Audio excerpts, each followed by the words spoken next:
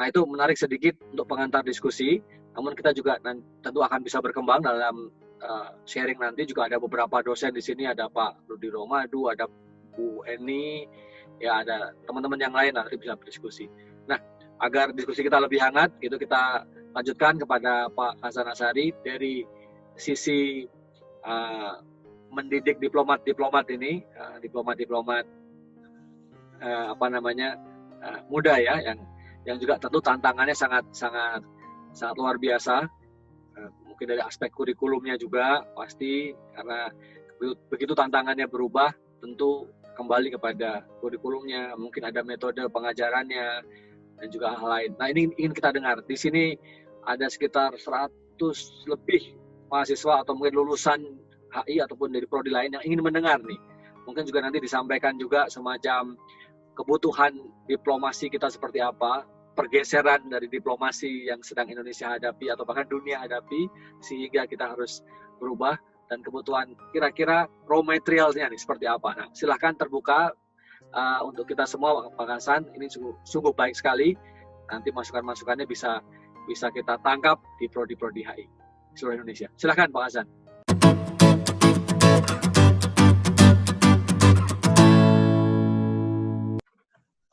Terima kasih Profesor Tirta. Assalamualaikum warahmatullahi wabarakatuh. Selamat pagi, salam sejahtera untuk kita semua. Pada waktu saya diundang menjadi pembicara di forum ini, pikiran saya, apakah karena Pak Tirta pernah ngajar saya di Sesparlu, atau karena saya dan Pak Ade sama-sama pendukung Liverpool. Tapi ternyata tadi habis sahur saya pikir-pikir kenapa saya diundang. Rupanya karena nama institusi saya, yaitu Pusat Pendidikan dan Pelatihan. Dan hari ini adalah Hari Pendidikan Nasional rupanya. Jadi karena nama itu kemudian saya diundang. Oleh karena itu saya ingin mengawali forum ini dengan mengucapkan selamat Hari Pendidikan Nasional kepada sahabat-sahabat saya, para dosen dan juga para mahasiswa. Dan saya yakin forum ini merupakan kontribusi yang luar biasa bagi pendidikan kita, pendidikan nasional kita, di tengah segala keterbatasan karena wabah COVID, kita masih bisa berkontribusi memberikan pencerahan kepada teman-teman kita.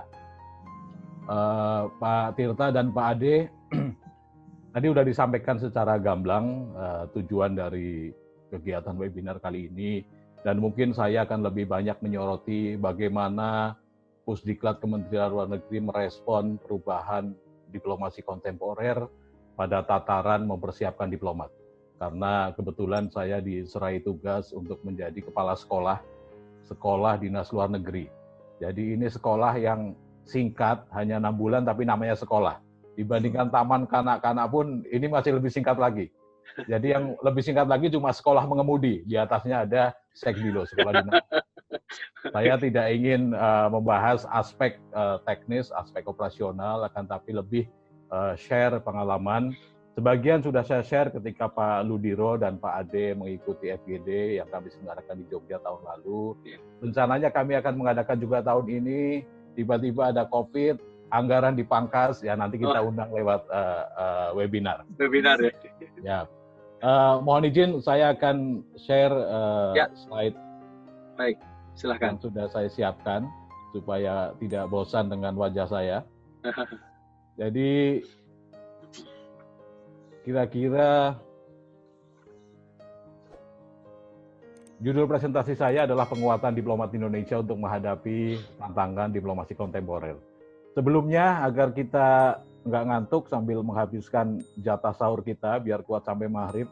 Ini ada meme yang sudah beredar banyak di media sosial. Tidak sepenuhnya benar, tidak ilmiah, akan tetapi mungkin bisa menggambarkan bagaimana sih diplomat saat ini ya.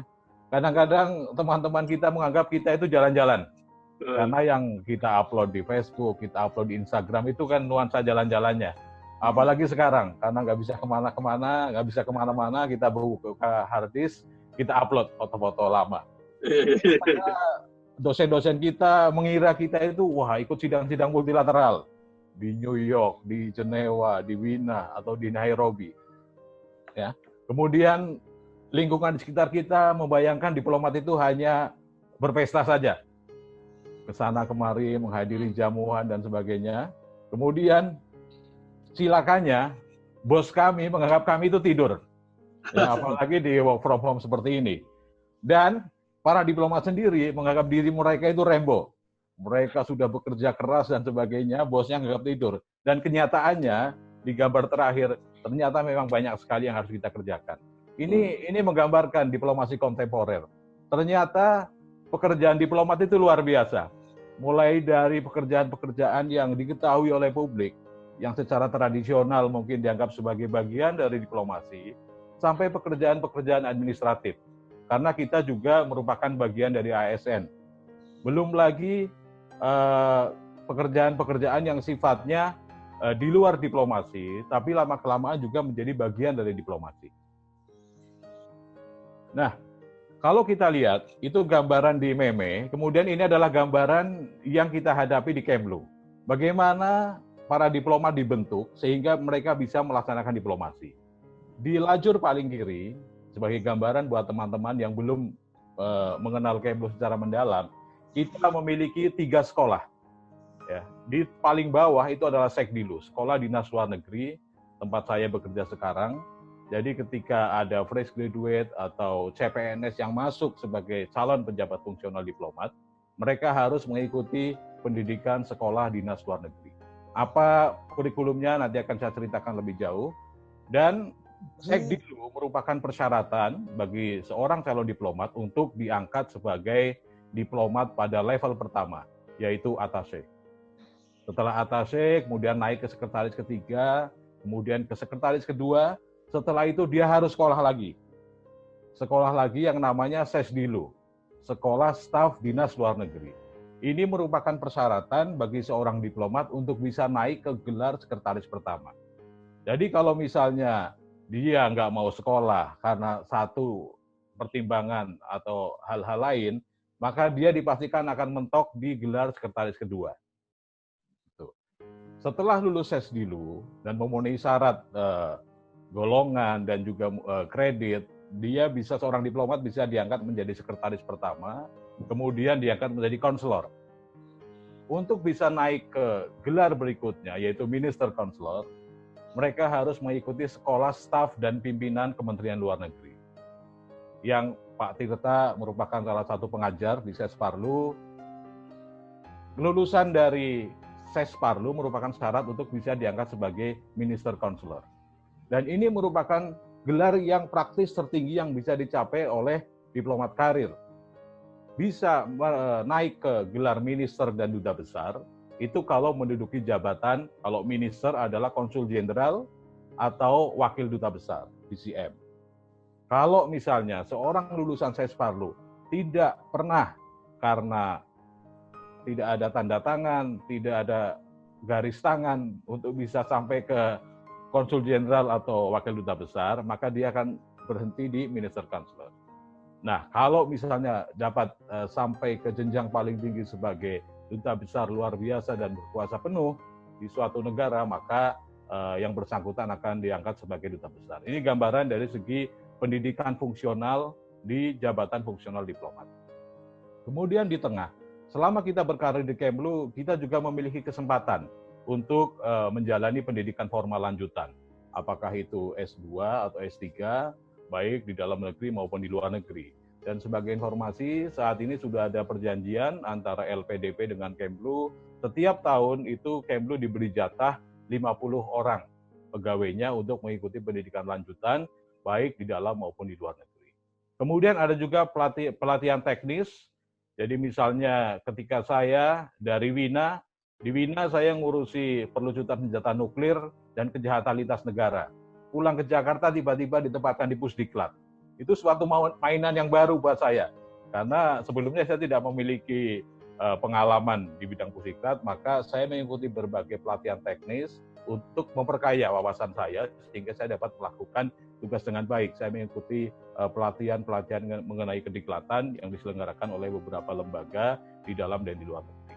Kemudian juga ada pelatihan-pelatihan tematik, kalau misalnya seseorang ditempatkan pada isu-isu khusus, misalnya menangani WTO atau menangani IAEA, mereka bisa diikutkan di pelatihan-pelatihan tematik. Kemudian juga ada pelatihan struktural, yaitu pelatihan yang berkaitan dengan jabatan kita di struktural kementerian.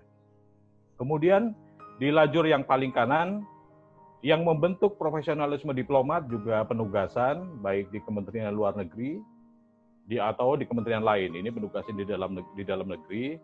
Kemudian juga ada penugasan-penugasan di luar negeri. Ini idamannya para diplomat, Pak. Jadi sebagai info, kami sudah cukup lama di dalam negeri, jadi yang membuat kami survive adalah mimpi untuk bisa kembali ditempatkan di luar negeri. Di luar negeri bisa ditempatkan di perwakilan kita di luar negeri, bisa di kedutaan besar, bisa di konsulat jenderal, bisa di konsulat, atau di perutusan tetap. Dan juga dimungkinkan juga kita untuk ditempatkan di organisasi internasional. Ini sebagai background bagaimana profesionalisme diplomat terefleksikan dalam pola karir mereka di Kementerian Luar Negeri. Kemudian, bagaimana kita mendefinisikan diplomasi kontemporer? Mengutip buku Essence of Diplomacy, karangan Johnson and Hall yang terbit pada tahun 2005, inti diplomasi itu sebetulnya ada 3, dan saya pikir ini masih relevan. Yang pertama adalah communication, yang kedua representation, dan yang ketiga reproduction of international society. Communication tentu saja ini merupakan inti dari diplomasi. Bagaimana dua negara pada awal perkembangan diplomasi berkomunikasi melalui wakil-wakil mereka. Kemudian yang menjadi kontemporer sekarang, yang pertama adalah isunya. Kalau dulu mungkin hanya membahas isu-isu high politik atau bahkan lebih sifatnya seremonial, sekarang isunya semakin banyak dan kadang-kadang menjadi semakin teknis yang dibicarakan dalam diplomasi. Yang kedua adalah caranya. Zaman dulu seorang presiden Amerika bisa mengeluh karena selama 2 tahun dia tidak pernah mendapatkan informasi dari duta besarnya di Spanyol selama 2 tahun. Bayangkan zaman itu surat masih dikirim pakai kapal dan sebagainya. Sekarang seorang Presiden Jokowi bisa langsung melakukan telekonferensi dengan Presiden Donald Trump misalnya. Ini yang membedakan. Oleh karena itu juga melahirkan tantangan. Kalau dulu, diplomat zaman dulu dia menyiapkan semua bahan untuk kemudian disampaikan kepada Presiden, kepada Menteri Luar Negeri untuk dibicarakan dengan counterpart mereka dari negara lain. Sekarang, Presiden bisa saja tiba-tiba mengadakan pertemuan dengan Donald Trump tanpa memberi kesempatan kepada diplomat di Kemenlu untuk menyiapkan substansinya, misalnya. Ini adalah faktor kecepatan. Jadi, perkembangan teknologi juga mengubah nuansa dari elemen komunikasi diplomasi. Ini contoh yang paling sederhana. Akan tetapi tentu saja tetap ada pakem-pakem dalam diplomasi yang menurut hemat kita mungkin tradisional, tapi tetap diperlukan. Sebagai contoh misalnya kunjungan ke negara lain, itu juga merupakan bentuk komunikasi. Kita bisa aja mengatakan sekarang sudah ada Zoom, sudah ada video conference, kenapa tidak menggunakan itu saja? Tetap ada nuansa dari diplomasi yang hanya bisa didapat dengan pertemuan secara fisik. Misalnya kemarin terakhir adalah kunjungan Raja Belanda ke Indonesia. Bisa saja dia vidcon dengan Pak Jokowi, kemudian kerisnya Pangeran Diponegoro dikirimkan melalui FedEx atau DHL gitu ya. Akan tetapi tetap dia merasa perlu, bahkan di tengah awal pandemi COVID, dia tetap merasa perlu datang ke Indonesia, kemudian menyerahkan secara langsung, secara simbolis ke situ. Itu merupakan bentuk komunikasi yang ada dalam diplomasi yang tidak akan tergantikan dengan kemajuan teknologi. Jadi nuansanya beda. Begitu juga dalam perundingan-perundingan. Kita bisa berunding melalui vidcon seperti ini, tapi nuansanya beda ketika kita berunding dengan tatap muka langsung. Sama dengan lamaran, bisa aja kita lamaran melalui Zoom gitu kan. Akan tapi adat istiadat kita itu mengharuskan kita harus datang pakaian rapi, kemudian membawa serah-serahan. Ini adalah contoh bagaimana budaya dalam diplomasi yang sudah ada sejak dulu tidak tergantikan. Kemudian elemen yang kedua adalah representasi. Zaman dulu yang nama diplomasi representasi adalah dalam bentuk misalnya memberikan hadiah atau dalam tanda kutip misalnya upeti kepada negara-negara yang lebih besar. Sekarang di pertengahan diplomasi representasi lebih kepada kehadiran ya, kehadiran kita. Begitu kita merdeka, kita ingin merasa sebagai negara besar, kita membuka banyak perwakilan. Ya, itu sebagai bentuk representasi. Di era kontemporer, representasi kemudian tercermin dalam bentuk negara hadir. Negara hadir tidak hanya sebagai wakil dari pemerintah negara di negara sahabat, akan tetapi dia hadir untuk melindungi warga negara yang ada di negara tersebut. Ini kemudian dituangkan dalam konsep perlindungan WNI dan BHI. Ini merupakan salah satu bentuk pergeseran. Jika dulu representasi hanya berkaitan dengan perwakilan keberadaan suatu negara di negara lain, sekarang dituntut lebih dari itu. Bagaimana negara melindungi? Sebagai contoh yang paling dekat adalah pandemik corona ini. Kemarin saya memantau perkembangan yang terjadi di sejumlah perwakilan kita. Misalnya ada ABK Indonesia yang terdampar di Cape Town, di Afrika Selatan. Sekarang kita baru merasa ternyata memang diperlukan ada KJRI di sana. Mereka bekerja di kapal milik Jepang, kemudian karena pandemi COVID dan sebagainya terdampar di sana. Akhirnya dengan bantuan KJRI mereka bisa kembali. Begitu juga dengan sejumlah ABK yang berlayar di Karibia, di negara-negara yang di sana kita tidak memiliki perwakilan. Oleh karena itu, representasi dalam bentuk kontemporer adalah bagaimana negara hadir untuk memfasilitasi dan melindungi warga negara Indonesia yang ada di luar negeri. Kemudian yang ketiga adalah reproduksi dari masyarakat internasional. Ini diterapkan dalam bentuk keaktifan kita. Politik luar negeri kita adalah bebas dan aktif, dan keaktifan itu antara lain ditunjukkan dalam bentuk partisipasi kita di forum-forum internasional, forum-forum multilateral. Misalnya kita berbicara mengenai HAM, kita berbicara mengenai perlucutan senjata nuklir, kita mengirimkan peacekeeper ke sejumlah tempat di belahan dunia. Ini merupakan fungsi diplomasi sebagai alat reproduksi dari masyarakat internasional. Artinya, selain kita memperjuangkan kepentingan nasional kita, para diplomat juga memiliki tanggung jawab untuk bagaimana meneruskan dan melestarikan tatanan internasional yang sekarang sudah ada. Tentu saja dengan dinamikanya. Zaman dulu itu hanya urusan pemerintah, tapi sekarang NGO juga terlibat. PBB sendiri mengakui keberadaan NGO, terdaftar di ECOSOC, kemudian mereka boleh ikut dalam berbagai diskursus mengenai berbagai isu dalam hubungan internasional. Dan kadang-kadang kita, para diplomat, tidak hanya bernegosiasi dengan diplomat dari negara lain, akan tetapi juga harus bernegosiasi dengan para NGO. Yang kadang-kadang lucunya, misalnya untuk isu tertentu, kita bernegosiasi atau berbeda pandangan dengan NGO, dan wakil NGO itu adalah warga negara Indonesia. Ini adalah sesuatu fenomena yang baru, ya. Artinya dalam bayangan kita ya semua orang Indonesia sama, kita wakili. Ternyata dalam forum internasional kita harus bersilang pendapat dengan wakil dari NGO yang warga negara Indonesia, tetapi dia menyuarakan suatu kepentingan yang mungkin berbeda dengan Indonesia. Jadi ini juga sebuah fenomena yang menurut saya kontemporer dan tidak terjadi di masa-masa sebelumnya. Nah, kemudian apa yang terjadi dalam diplomasi kontemporer? Coba kita terapkan dalam diklat sekolah dinas luar negeri.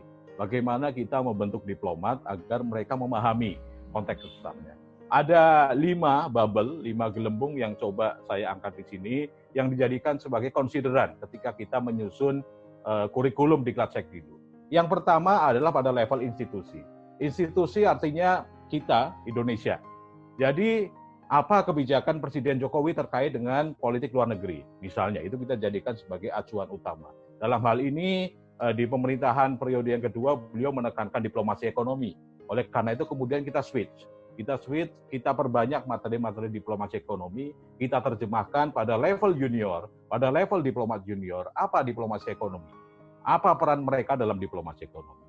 Kemudian kemarin setelah arahan dari Pak Presiden Jokowi, Ibu Menteri Luar Negeri menerjemahkan dalam formula 4+1. 2 teratas adalah diplomasi ekonomi dan perlindungan WNI dan BHI. Ini kita jadikan sebagai core dari diklat Sekdilu. Ini merupakan isu yang akan dihadapi oleh mereka 5 tahun ke depan. Jadi ini kita perbanyak porsinya, kita konsultasi dengan berbagai pihak untuk menyusun, merancang bagaimana diplomasi ekonomi dan perlindungan WNI dan BHI itu menjadi inti dari diklat Sekdilu.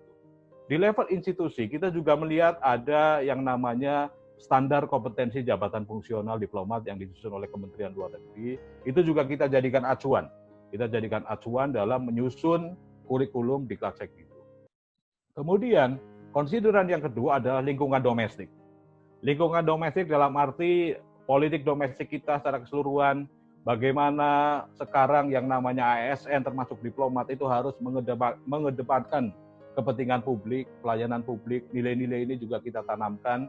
Kemudian juga bagaimana masyarakat, publik itu sudah bisa langsung mengkritisi setiap kebijakan pemerintah jika dianggap tidak sejalan dengan kepentingan nasional.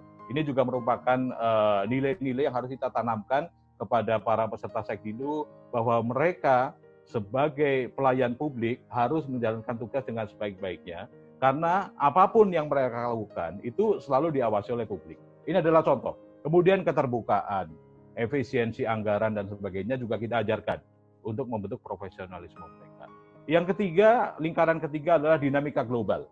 Bagaimana diplomasi terus bergulir, kita melihat bagaimana konstelasi di kawasan Asia Pasifik misalnya, bagaimana tren unitarisme di bawah Amerika, di bawah Donald Trump misalnya, bagaimana masa depan Uni Eropa setelah Brexit. Ini adalah dinamika global yang kita juga sampaikan kepada para peserta diklat, juga termasuk bagaimana peran aktor non-negara yang semakin penting dalam berbagai isu di level internasional. Ini adalah contoh, itu juga kita jadikan konsideran dalam penyusunan kurikulum dan kemudian kita tuangkan dalam bentuk materi-materi pembelajaran.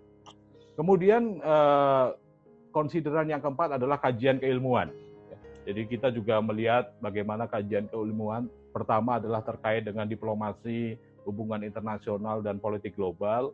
Oleh karena itu kita juga mengundang kalangan perguruan tinggi, para dosen untuk menjadi pengajar untuk beberapa materi. Kemudian juga kita melihat kajian keilmuan yang terkait dengan sistem pembelajaran.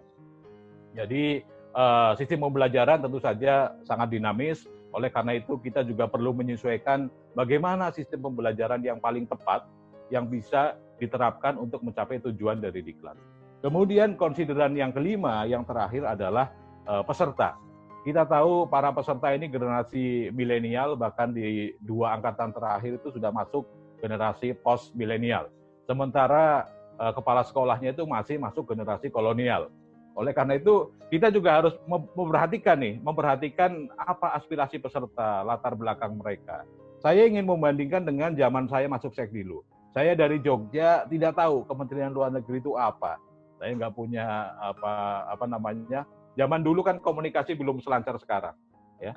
Jadi bayangan saya udah, pokoknya masuk Kemlu, nawa itu masuk Kemlu jadi PNS itu saja. Nah setelah itu masuk Sekdilu kita baru tahu. Kalau anak-anak sekarang, mereka sudah tahu Kemlu mungkin sejak dari semester 1. Begitu mereka Kemlu sudah ada account media sosialnya, bisa follow account Twitternya Bu Menlu, Instagramnya Bu Menlu, bahkan beberapa direktorat di Kemlu juga secara rutin mengadakan kuliah umum di universitas-universitas. Kemudian juga beberapa peserta Sekdilu sebelumnya pernah magang di unit-unit di Kemlu atau di perwakilan kita di luar negeri. Oleh karena itu, materinya juga harus beda, tidak sama dengan materi ketika kita dulu yang sama sekali nggak tahu diplomatik itu apa. Kalau sekarang kita harus menyesuaikan, kita tidak lagi memberikan sesuatu yang basic, akan tetapi meluruskan. Karena kadang-kadang mereka dapat informasinya itu sepotong-sepotong. Jadi kalau misalnya di perguruan tinggi, yang paling ngetren kan model UN. Sehingga bayangan mereka, diplomasi itu ya akan diplomasi multilateral seperti itu. Padahal kita cuma punya 4 pos multilateral. Artinya dalam satu angkatan mungkin cuma ada 4 orang yang akan ditempatkan di sana. Sementara kita harus mengurusi pekerja sawit yang ada di Tawau, pekerja karet yang ada di Kinabalu, atau pekerja tambang yang ada di Kucing, yang itu tidak pernah disimulasikan di universitas, di perguruan tinggi, karena nggak mungkin. Nah, itu salah satu tugas berat kami di Sekdilu untuk membumikan mereka, bahwa yang namanya diplomasi itu tidak hanya persoalan kita duduk di meja sebagai delegasi, kemudian menyampaikan statement mewakili Indonesia, kemudian berunding, tidak. Nah, ini juga merupakan bisa menjadi masukan buat teman-teman kita, dosen di perguruan tinggi, untuk mengenalkan diplomasi secara lebih komprehensif. Jadi harus ditekankan bahwa diplomasi multilateral itu hanya salah satu elemen kecil dari diplomasi secara luas. Akan tetapi memang model UN itu paling mudah karena memang sudah ada platformnya dan bisa disimulasikan. Sementara isu-isu lain dalam diplomasi itu tidak mungkin bisa disimulasikan. Jadi ini kira-kira 5 konsideran yang kami gunakan dalam menyusun kurikulum Sekdilu. Ada satu konsideran lain, lingkarannya sangat kecil, jadi nggak kelihatan di sini. Yaitu mungkin idiosinkresis saya sebagai individu, tentu saya juga memiliki visi bagaimana membuat atau membentuk para calon diplomat ini berdasarkan pengalaman dan interaksi saya dengan teman-teman dosen terutama. Nah, kemudian kita terjemahkan dari berbagai pertimbangan tadi ke dalam elemen pembelajaran. Jadi intinya elemen pembelajaran di Sekdilu itu memuat 3 komponen. Yang pertama itu knowledge, yang kedua itu skills, dan yang ketiga itu attitude. Jadi itu merupakan sebuah satu rangkaian. Karena tujuan kita mendidik mereka adalah menyiapkan mereka untuk bisa bekerja sebagai diplomat muda. Oleh karena itu tidak hanya sebatas knowledge, tapi juga ada skill yang harus mereka miliki dan juga bagaimana sikap yang harus mereka kuasai sebagai seorang diplomat. Kemudian sesuai dengan amanat dari undang-undang mengenai pendidikan di lingkungan kementerian, kita juga memadukan dengan 3 kompetensi yang wajib dimiliki oleh ASN, yaitu kompetensi teknis, dalam hal ini terkait dengan peran mereka sebagai diplomat. Kemudian ada kompetensi manajerial, bagaimana mereka mengelola sebuah pekerjaan pada level mereka, dan kompetensi sosial kultural, bagaimana mereka menggunakan kompetensi itu dalam konteks sebagai sebuah bangsa dan bagaimana mereka bisa berhubungan dengan pihak-pihak lain. Nah, ini kita terjemahkan dari semua itu dalam 16 materi pembelajaran, tidak perlu saya perinci satu persatu, tapi intinya kita ingin memberikan gambaran kepada para peserta Sekdilu, inilah isu-isu yang dihadapi di Kementerian Luar Negeri, apa-apa yang harus mereka kerjakan. Jadi kita berikan mereka dasar-dasar diplomasi dan polugri, isu-isu strategis, kemudian terkait diplomasi kita berikan materi mengenai diplomasi bilateral dan mitra strategis Indonesia, diplomasi regional, kemudian ada lagi diplomasi multilateral, hukum dan perjanjian internasional, layanan protokol dan konsuler, dan juga perlindungan WNI dan BHI. Ini 8 yang pertama. Kemudian 8 yang kedua adalah informasi dan diplomasi publik, diplomasi ekonomi, isu-isu kontemporer, keahlian diplomasi, keterampilan diplomasi. Keterampilan diplomasi itu termasuk nari-nari, Pak. Karena bagaimanapun biar mereka pede ya. Jangan kayak saya, bisanya joget dangdut gitu kan. Jadi kalau bisalah apa, caca atau tango biar nggak malu-maluin lah ketika nanti ke luar negeri. Kemudian juga ada aspek pendukung diplomasi, ini masalah keuangan, penyusunan anggaran dan sebagainya. Kemudian manajemen dan kepemimpinan, dan juga yang tidak kalah penting karena ini juga banyak disoroti oleh pimpinan, yaitu pembinaan karakter dan pemantapan nilai-nilai kebangsaan. Ini sangat penting dan antara lain kita implementasikan di angkatan terakhir kemarin ada yang namanya program Meet the Leaders. Jadi pada awal diklat, setiap peserta diklat itu berkewajiban mewawancarai pejabat eselon 1 dan eselon 2 di Kementerian Luar Negeri. Tujuannya agar mereka dapat mewarisi nilai-nilai kekebluan dari mereka dan mereka bertemu dengan role model. Jadi di awal tuh mereka udah ketemu dengan orang-orang top lah di Keblu, yang kemudian mereka itu kita harapkan itu bisa menjadi penyemangat dan itu bisa menjadi cita-cita mereka. Suatu saat saya ingin pada posisi tersebut. Selanjutnya, sebetulnya seberapa banyak sih mahasiswa HI yang masuk Sekdilu? Ini kedua kali saya sampaikan. Pertama saya sampaikan di UPN akhir tahun kemarin ketika saya diundang oleh Pak Ludiro untuk berdiskusi dengan teman-teman dosen di UPN. Pada tahun 2018, Sekdilu Angkatan 41, ternyata HI itu minoritas. Cuma 26,8%. Dari 56 peserta Sekdilu, itu hanya 15 orang yang lulusan hubungan internasional S1. Kemudian pada tahun 2019, Sekdilu 41 itu meningkat. Jumlahnya 40,8%, artinya itu 40 orang dari 98 orang. Jadi ini juga mematahkan mitos ya. Selama ini kan kalau diplomat harus dari HI. Pada kenyataannya enggak. Mungkin dari segi jurusan HI tetap paling banyak. Karena misalnya dari angkatan 41, 40%-nya HI, 60%-nya non-HI. Tapi yang non-HI kan banyak. Ada ekonomi, ada sastra, ada hukum, kemudian ada komunikasi. Jadi di antara mereka itu juga dipecah-pecah. Ini juga sebagai gambaran bahwa Kemlu itu termasuk kementerian yang pegawainya sedikit. Jadi setiap tahun penerimaannya juga sedikit. Tahun 2018 cuma 56, tahun 2019 98, dan tahun ini tapi karena COVID kemudian prosesnya dihentikan sementara, itu kita hanya merekrut 70.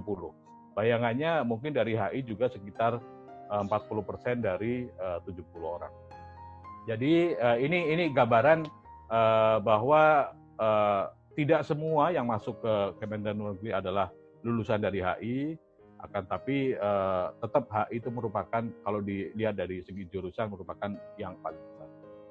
Demikian yang dapat saya sampaikan sebagai pengantar diskusi. Saya sangat terbuka sekiranya ada pertanyaan dari para peserta seminar. Terima kasih. Assalamualaikum warahmatullahi wabarakatuh. Waalaikumsalam warahmatullahi wabarakatuh. Baik, terima kasih Pak Yusron dan Pak Hasan untuk tanggapan dan pendapat serta pandangan-pandangannya. Dari Pak Hasan tadi sangat informatif.